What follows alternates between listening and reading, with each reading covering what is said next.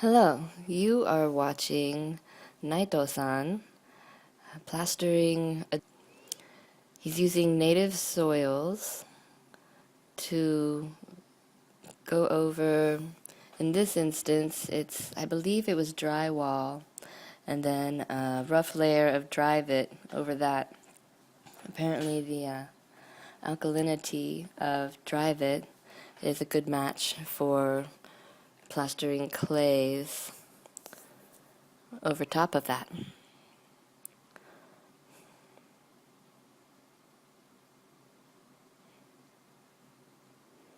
Now this is all just to show you the speed and dexterity with which, a typical elder or even younger Japanese plasterer works.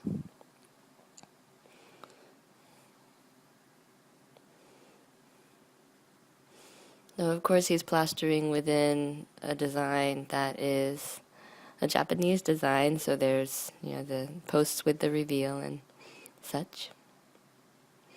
Holding the hawk underneath where he's applying the clay so that whatever drops squarely onto the hawk and doesn't get the worksite dirty.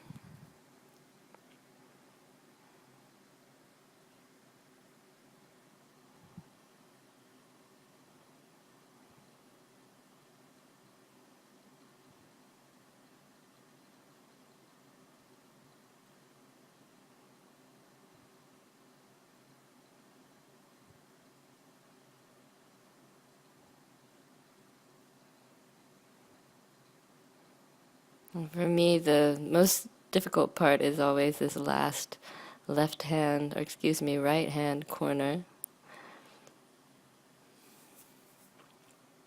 I like to watch others take it on, see how they do it.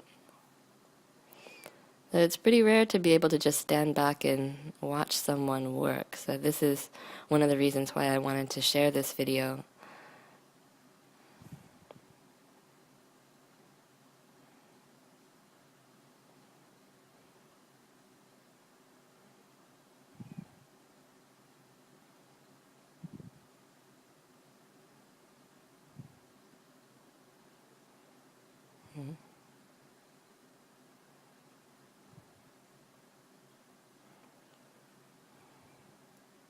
So here he's finishing up application. And from here he'll go on to other trowels.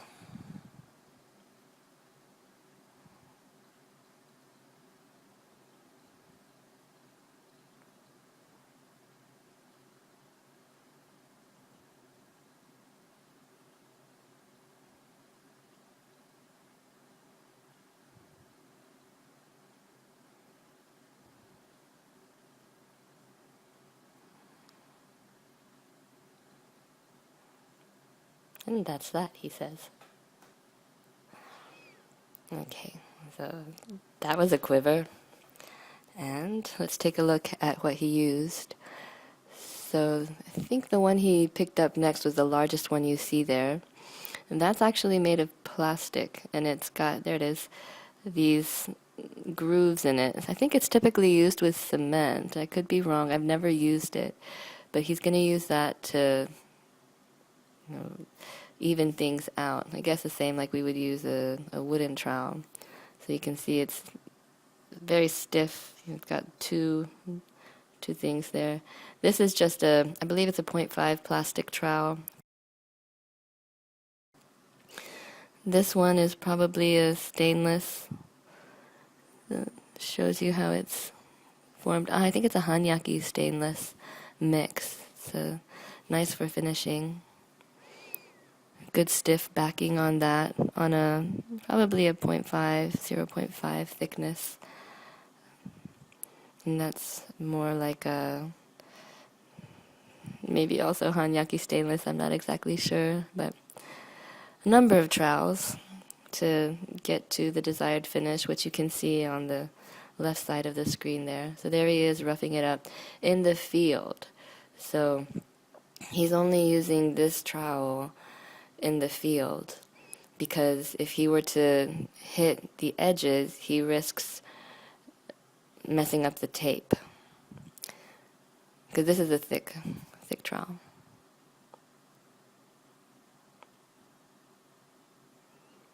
And then he switched to one of the, somewhat, I don't think that's a flexible one, actually. I think he's back on perhaps a hanyaki trowel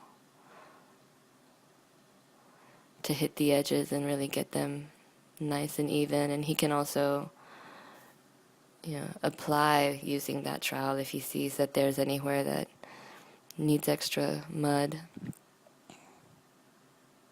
Like there. And yes, the back of his trowel is actually dirty, which is amazing to see. It happens. And he doesn't mind. He just keeps going. Okay, now he's on to a plastic trowel, it looks like. That square plastic one that we saw earlier. I don't know how they pick out these little tiny pieces of straw using their fingers, but they do it so quickly and efficiently, and then it's done. I guess it's decades of experience.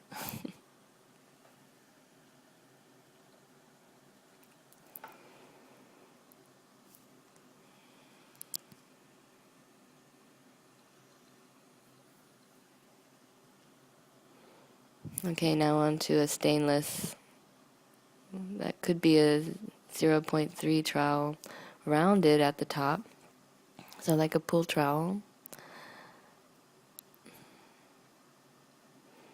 to help him get, keep the field pretty. And this, I think this is where he's taking off the tape, and that tape is flawlessly clean, it looks like. I am amazed by that. Here, going along the bottom edge, making sure that there isn't any mud along the wood.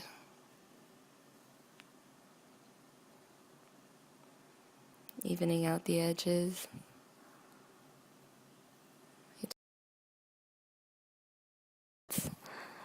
That's a point of focus, and using this time the flexible trowel with a pointed edge, or pointed tip.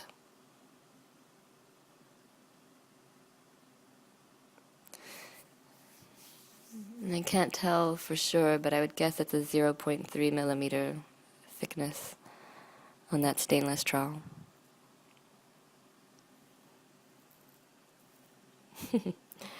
Here he's making sure I'm not going to put this video on YouTube. And I like this. I've never seen this, using the sprayer to keep your wall moist and go back and really get your nice finish. So whatever works. Bring on the tricks. And then he sees these minuscule indentations where he can tell he needs to add a little bit more to make it absolutely level, even, flat. Not producing any shadows on the wall. So this is the next wall over. He's gone through all the steps we saw and touching it up. I just find it beautiful.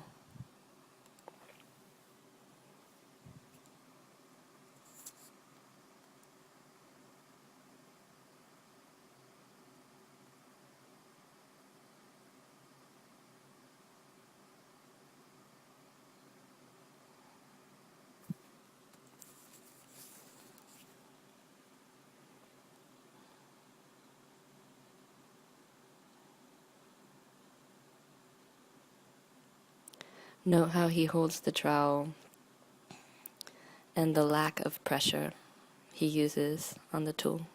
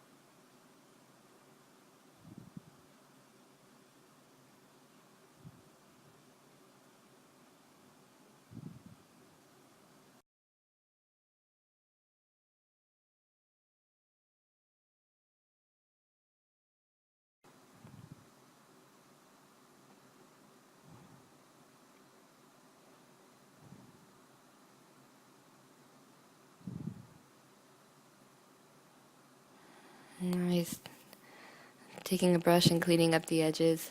Something else to notice is the position of the lights. So to make sure that he can,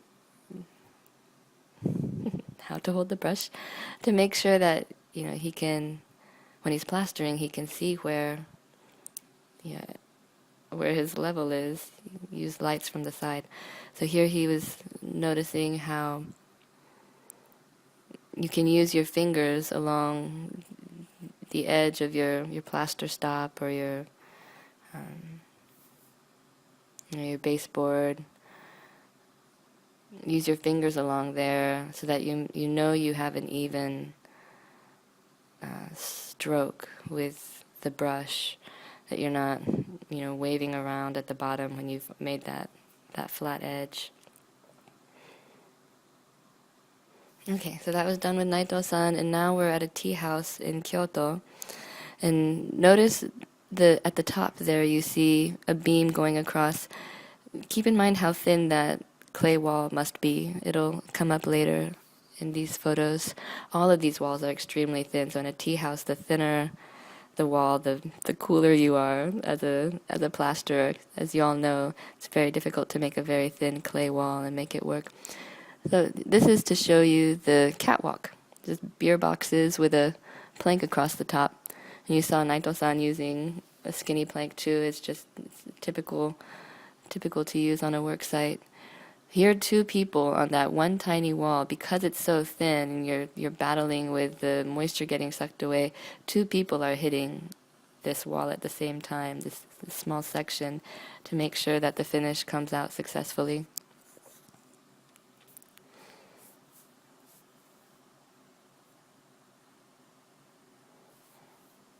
Okay, I think that's it.